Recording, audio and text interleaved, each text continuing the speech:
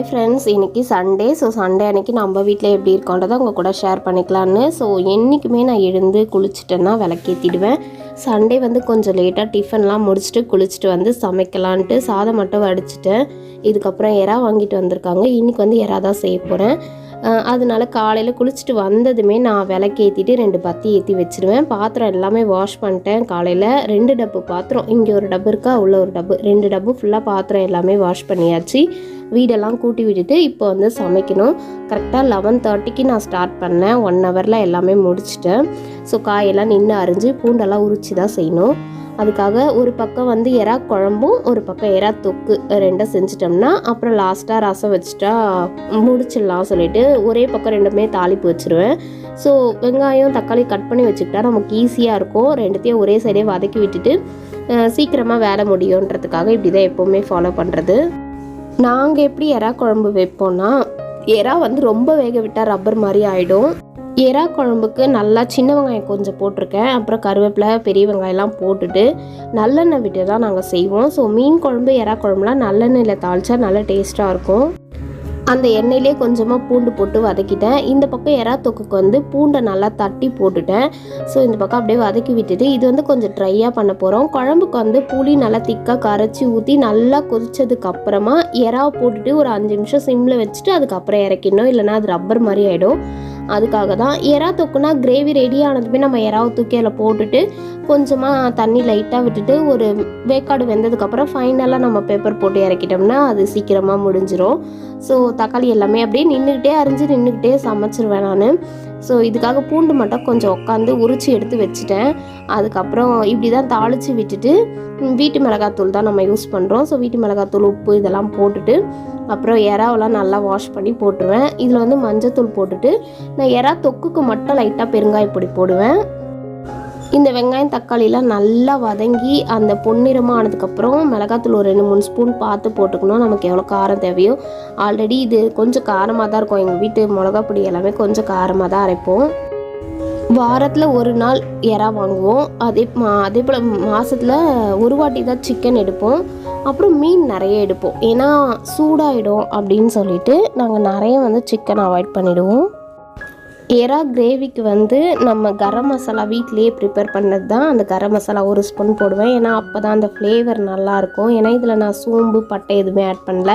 எல்லாமே பவுடர் பண்ணதுனால அது 1 ஸ்பூன் கிரேவியில் மட்டும் போட்டு ஃபைனல் டச்சாக நான் இது பெப்பர் பவுட்ரு போட்டு இறக்குவேன். இதில் புளியெல்லாம் கரைச்சி இதுக்கப்புறமா ஊற்றி நல்லா கொதிக்கணும். அது கொதித்ததுக்கப்புறமா நம்ம எறாவை போட்டுட்டு ஒரு 5 மினிட்ஸ் சிம்மில் வச்சு ஆஃப் பண்ணிடணும். குழம்பு தாளித்து விட்டுட்டேன். இந்த பக்கம் எறாக்கு அந்த கிரேவி தண்ணி ஊற்றி கொஞ்சமாக ரெடி ஆகிட்டுருக்கு. இப்போ 2 பக்கமாக எறா போட்டுடலாம். அதாவது இது கொதித்ததுக்கப்புறம் போடுவேன். ஆல்ரெடி எறா எல்லாமே நான் வாஷ் பண்ணி தான் வச்சுருக்கேன். அதனால் கிரேவிக்கு போட்டோம்னா சீக்கிரமாக கிரேவி ரெடி பண்ணிடலாம். அது சீக்கிரமாக வெந்துடும். குழம்பு நல்லா கொதிக்கணும். அதனால் 2மே பாதி பாதி கொஞ்சம் எடுத்து வச்சுக்கிட்டேன். ரசப்பொடி எப்படி நாங்கள் அரைப்போம்னு பார்த்தீங்கன்னா, மிளகு, சீரகம், துவரம்பருப்பு, 4 காஞ்ச மிளகா வச்சு நல்லா கொஞ்ச நேரம் வெயிலில் வைப்பேன். வண்டு ஏதாவது இருந்தால் வந்துடும். அதுக்கப்புறம் வானலில் வறுத்துட்டு ரசம் பொடி பண்ணுவேன். ரசம் பொடி இல்லை, அது ரெடி பண்ணணும். அதனால் மிக்சிலே மிளகு, சீரகம், பூண்டு, காஞ்ச மிளகா அரைச்சி புளி கரைச்சிட்டு தக்காளி போட்டுட்டு உப்பு, பெருங்காயம், மஞ்சத்தூள் போட்டு இந்த விழுது எடுத்து கொட்டி தான் நான் ரசம் வைக்க போகிறேன். அது இன்ஸ்டண்ட்டாக நம்ம வைப்போம் இல்லையா, அது போல் ரசம் தான். எறா கிரேவிக்கு போட்டோம். இதை அப்படியே கிளறி விட்டுட்டு ஒரு தட்டு போட்டு மூடிட்டோம்னா அது சிம்லேயே வெந்துடும். அது நாங்கள் நான்வெஜ்ஜுக்குன்னு தனியாக பாத்திரம் வச்சுருப்போம். இப்போ நான் யூஸ் பண்ணுற இந்த கடாய் எல்லாமே நான்வெஜ்ஜு செய்கிறதுக்காக தான். இதை நான் சாமிக்கு படைக்கிற அன்றைக்கி இதிலெல்லாம் நான் சமைச்சு படையல் படைக்க மாட்டோம். அதுக்குன்னு தனியாக பாத்திரம் வச்சுருப்போம். அதனால் இது எல்லாமே இந்த நான்வெஜ்ஜுக்காக செய்கிற கடாயின்றதுனால தான் நான் இதில் செய்கிறேன். ஒன்று இந்த கடாயில் செய்வேன், அப்படி இல்லைனா அந்த சட்டியில் செய்வேன். மற்ற பாத்திரம் எதுவுமே நான் எடுக்க மாட்டேன். ஏன்னா அது நம்ம சாமிக்கு படைக்கிறதுக்காக யூஸ் பண்ணுறதுனால அந்த பாத்திரத்தை இதில் நான் சேர்க்க மாட்டோம். அதே போல் தான் கரண்டியும் தனியாக வச்சுருப்போம். நாங்கள் அதை தான் எடுத்து யூஸ் பண்ணிக்குவேன். மிக்சியில் நம்ம அரைக்கிறத விட அம்மியில் அரைச்சி வச்சா ரசம், அது அந்த தேங்காய் இதெல்லாம் அரைச்சி குழம்பு ஊற்றினா ரொம்ப டேஸ்ட்டாக இருக்கும். அம்மியில் காலையில் தான் பாப்பாவுக்கு வேப்பலை அரைச்சேன். அதனால தான் அம்மியில் அரைக்கல நான். சின்ன வயசுலலாம் இந்த ரசப்பொடி அரைக்கிறதுக்கு அம்மியில் அரைக்கிறதுக்குனா எனக்கு ரொம்ப பிடிக்கும். நான் தான் போவேன். இந்த மிளகு, ஜீரகம் இதெல்லாம் எங்கள் அம்மா கொடுத்தாங்கன்னா அம்மியில் ஒட்ட ஒட்ட அரைச்சி எடுத்துகிட்டு வந்து அதில் தான் எங்கள் அம்மா ஒரு வாட்டியும் ரசம் கூட்டி வைப்பாங்க. அவ்வளோ டேஸ்ட்டாக இருக்கும் ரசம்.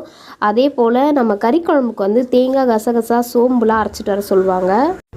சின்ன வயசில் ரொம்ப இன்ட்ரெஸ்ட்டாக இருக்கும். ஸோ போய் அம்மியில் எல்லாம் அரைச்சி எடுத்துகிட்டு வந்து அப்பப்போ எங்கள் அம்மாவுக்கு ஹெல்ப் பண்ணுவேன், கொடுப்பேன். இப்போ நமக்கு வேலை செய்யும்போது செய்யணுன்னா நமக்கு கஷ்டமாக இருக்குது. வீட்டுக்கு வெளியே இருக்க அம்மியில் அரைக்கவே எனக்கு கஷ்டமாக இருக்குது. ரொம்ப ரேராக தான் யூஸ் பண்ணுவேன். கரண்ட் இல்லைன்னா கண்டிப்பாக அம்மியில் போய் அரைச்சிடுவேன். இப்போ வந்து கிரேவி ரெடி பண்ணிட்டேன்னா கொஞ்சம் பெப்பர் போட்டு இறக்கிடலாம். கொஞ்சம் தயிருமே ஊற்றி வச்சுருக்கேன். இந்த வெயிலுக்கு எது சாப்பிட்டாலும் ரொம்ப வயிறுலாம் வலிக்கும் இல்லையா, நான்வெஜ்ஜே வந்து சாப்பிட்டாலே வயிறு வலிக்கும்னு கொஞ்சம் தயிர் சாதம் சாப்பிடுவேன். இப்போ கிரேவி வந்து தண்ணி கொதிச்சிட்ருக்கு இல்லையா, இன்னும் ஒரு 5 மினிட்ஸ் சிம்லேயே வச்சுட்டு நம்ம பெப்பர் போட்டால் அது ரெடி ஆகிடும். இது முடிஞ்சதுக்கப்புறமா ரசமும் தாளித்து விட்டுடலாம் அப்படின்னு சொல்லிட்டு.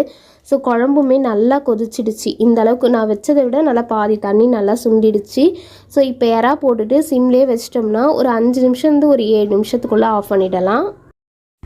எப்போவுமே நான்வெஜ்ஜு சமைக்கிறோன்னா கேஸ் எல்லாமே வந்து பாழாயிடும். அந்த மீன்லாம் வறுத்தா, சிக்கன்லாம் ஃப்ரை பண்ணால் அந்த கரண்டியெல்லாம் மேலே வைப்போம் இல்லையா. ஸோ மண்டே தான் ஃபுல்லாக கேஸ் எல்லாம் வாஷ் பண்ணுவேன். நான் வெள்ளிக்கிழமை பொட்டு வச்சு மாக்கோணெல்லாம் போட்டு கேஸ் மேடை அழகாக இருக்கும். சனிக்கிழமை ஒரு நாளுமே கேஸ் அப்படியே தான் இருக்கும். ஆனால் சண்டே சமைக்கும் போது எல்லாம் கலைஞ்சி ஒரு மாதிரி டர்ட்டியாகிடும். பால்லாம் பொங்கலையா, அதை நான் மண்டே தான் கிளியர் பண்ணுவேன். மண்டே அன்றைக்கி சும்மா கேஸ் எல்லாம் வாஷ் பண்ணி விட்டுட்டு டியூஸ்டே அன்றைக்கி பொட்டுலாம் வச்சு விட்டுட்டு சும்மா ஒரு சின்னதாக சிம்பிளாக ஒரு கோலம் போட்டு விட்டுருவேன். எப்படி வச்சாலுமே அது ஒரு 2 டேஸில் பார்த்திங்கன்னா ஃபுல்லாக அழுக்காயிடும். திரும்ப தொடச்சி தான் நம்ம வைக்கணும். ஆனால் சண்டே குக் பண்ணும்போது நம்ம அப்படியே அர்ஜென்ட்டாக செய்வோமா, அதனால் அப்படி இருக்கும். ஸோ இதுக்கப்புறம் ரசமும் தாளித்து முடிச்சிட்டேன். குழம்பு நல்லா கொதிச்சிடுச்சு. அவ்வளோதான், அதை ஆஃப் பண்ணிவிட்டு எல்லாத்தையும் எடுத்து செட்டில் பண்ணிட்டு இப்போ சமைக்கும் போதே இவ்வளோ பாத்திரம் விழுந்துருச்சு. கையோடு வாஷ் பண்ணிடணும். கிரேவியும் ரெடி பண்ணிட்டேன், சாதமும் வடிச்சிட்டேன், ரசமும் தாளித்து ஊற்றிட்டேன், குழம்பும் வச்சுட்டேன். இந்த குழம்பு நாளைக்கு தான் டேஸ்ட்டாக இருக்கும். இன்றைக்கி வைக்கிறத விட நாளைக்கு டேஸ்ட்டாக இருக்கும். கையோடு இந்த பாத்திரத்தை வாஷ் பண்ணிட்டோம்னா பசங்க வந்தால் சாப்பாடு போட்டு கொடுத்துருவேன். எனக்கு பிடிக்காத வேலையே இந்த பாத்திரம் வாஷ் பண்ணுறது. எவ்வளோ தேய்ச்சாலும் அடுத்தடுத்து பாத்திரம் வந்துகிட்டே இருக்கும். கொஞ்சமாக தயிர் ஊற்றி வச்சுருக்கேன், அது எனக்காக மட்டும்தான். ஸோ எனக்கு தயிர் சாதம் ஃபைனலாக சாப்பிட்டா தான் அது எனக்கு இந்த சம்மருக்கு வந்து ஒத்துக்கும். அப்புறம் இந்த பாத்திரத்தை வாஷ் பண்ணிவிட்டு ஈவினிங் இன்றைக்கி வந்து சந்தை இருக்குது. ஸோ சந்தைக்கு போயிட்டு காயெல்லாம் வாங்கிட்டு வரணும். அந்த கிளிப்பிங்ஸும் நம்ம இதிலே பார்க்கலாம், நான் போடுறேன்.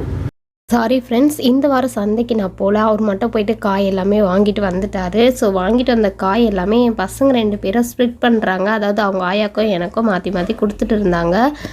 என்னென்னலாம் வாங்கிட்டு வந்தாங்கன்னா கார்னு, பீட்ரூட்டு, எதெல்லாம் அவரைக்காய், பீன்ஸு, கேரட்டு, அதுக்கப்புறம் இது காலிஃப்ளவர், இதெல்லாம் தான் வாங்கிட்டு வந்து வெங்காயம், தக்காளி இதெல்லாம் வாங்கிட்டு வந்து பிரிச்சுட்ருக்கோம். 2 பேரும் பிரித்து எடுத்துக்குவோம். ஒரு கவர் பூ வாங்கிட்டு வந்துடுவோம். வாரம் மல்லிகைப்பூ, அதை கட்டி நானும் பாப்பா வச்சுக்குவோம். ஸோ வாட்டர் மெலனும் வாங்கிட்டு வந்தார். அதை வந்து இன்னும் கட் பண்ணல, அவனால் தூக்கவே முடியல. இந்த சம்மருக்கு ஃப்ரூட்ஸு அதாவது தண்ணி நிறைஞ்ச ஃப்ரூட்ஸ் தான் நிறைய கொடுக்கணும். இந்த பூ வந்து கட்டினா 2 முழம் பூ வந்தது. 1 முழம் பூ பாப்பாவுக்கு வச்சு விட்டாமிச்சேன், 1 முழம் நான் வச்சுக்கிட்டேன். ஸோ 20 ரூபாய்க்கு இது வாங்கலாம். நாங்கள் சந்தைக்கு போகும்போது பூ கிடச்சிதுன்னா மல்லிகைப்பூ கண்டிப்பாக வாங்கிடுவோம். எங்கள் வீட்டில் வந்து நித்திய மல்லி கொடி இருக்குது, இன்னும் சீசன் இல்லை, அதனால் பூ பூக்கல.